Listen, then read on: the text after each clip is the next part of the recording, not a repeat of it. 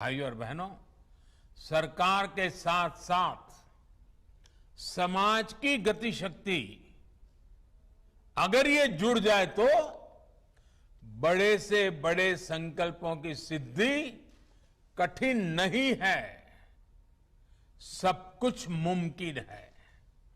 और इसलिए आज जरूरी है कि जब भी हम कोई काम करें तो ये जरूर सोचें कि उसका हमारे व्यापक राष्ट्रीय लक्ष्यों पर क्या असर पड़ेगा।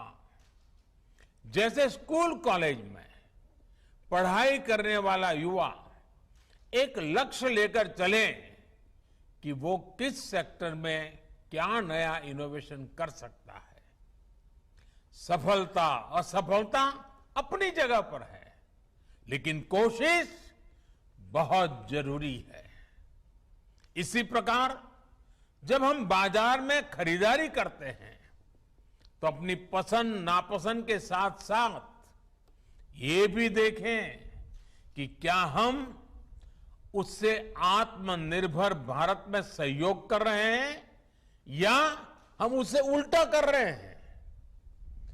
भारत की इंडस्ट्री भी विदेशी रॉ मटेरियल या कंपोनेंट्स पर निर्भरता के लक्ष्य से तय कर सकती है। हमारे किसान भी देश की आवश्यकताओं के अनुसार नई खेती और नई फसलों को अपनाकर आत्मनिर्भर भारत में भागीदारी मजबूत कर सकते हैं। हमारी सहकारी संस्थाएं भी देश के छोटे किसानों को मजबूत करें। हम जितना ज्यादा ध्यान हमारे छोटे किसानों के ऊपर केंद्रित करेंगे, उनकी भलाई के लिए आगे आएंगे,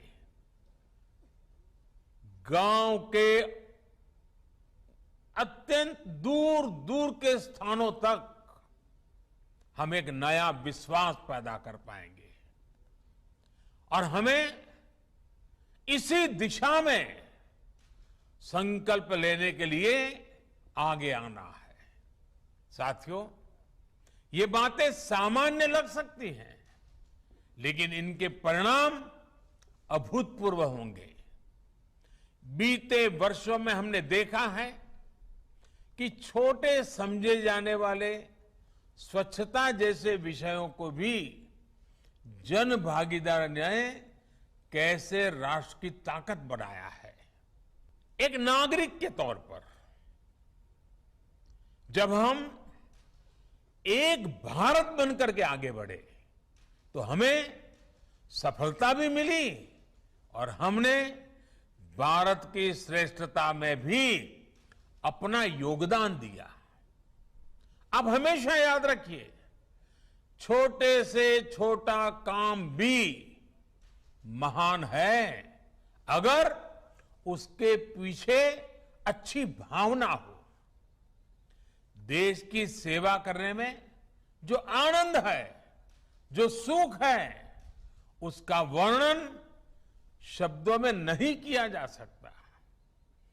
देश की अखंडता और देश की एकता के लिए अपने नागरिक कर्तव्यों को पूरा करते हुए हमारा हर प्रयास ही सरदार पटेल जी के लिए सच्ची श्रद्धांजलि है।